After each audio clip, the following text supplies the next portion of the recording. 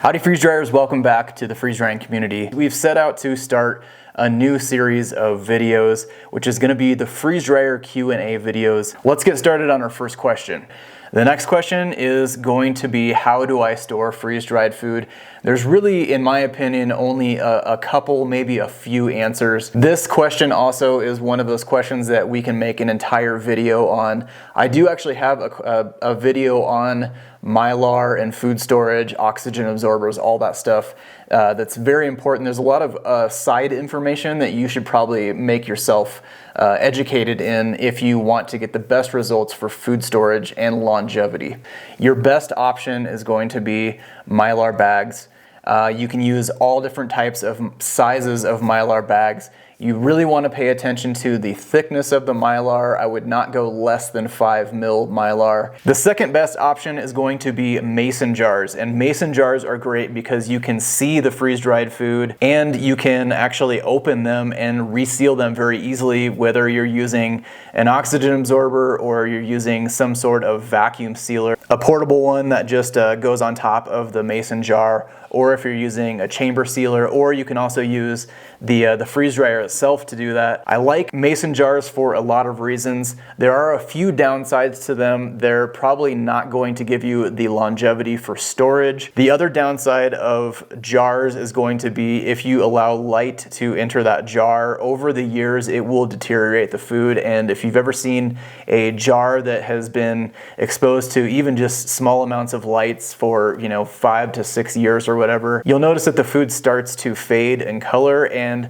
I would imagine the nutrient level and just all aspects of that food probably not as good of quality. Our third option is going to be number 10 cans. I don't have a lot of firsthand experience with that because that's just not something that I'm interested in. I don't want that big amount of food all in one type of container for a lot of reasons, mainly because it's just more vulnerable. So if one little thing happens, you're ruining a large amount of food.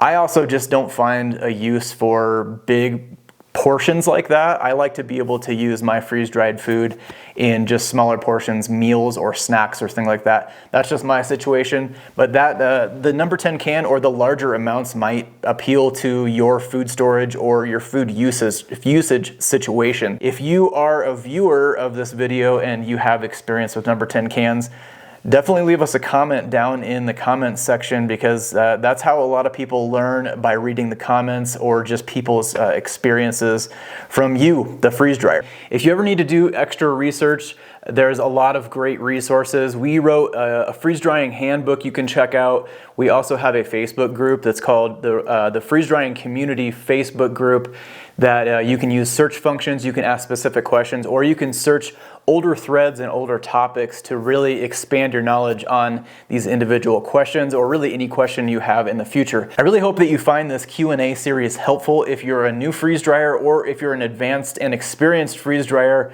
I think this is going to be a lot of fun. This is going to be a new take on what we do on this channel, but really trying to improve the freeze drying community as a whole by educating all freeze dryers, no matter what your experience level is. If you enjoyed this video, make sure you give us a thumbs up, subscribe to the channel, and also check out all of our freeze drying resources. You can find those down in the description of this video. Until next time, happy freeze drying. Hey, you! Are you unlocking your full potential as a freeze dryer? If you're not signed up for the freeze drying community email list, you're missing out on pro freeze drying tips and freeze dryer giveaways, the latest sales, inspirational people in the freeze drying community, as well as invaluable food storage recipes. And most important, unlocking your inner freeze drying guru. Click the first link in the description to get signed up.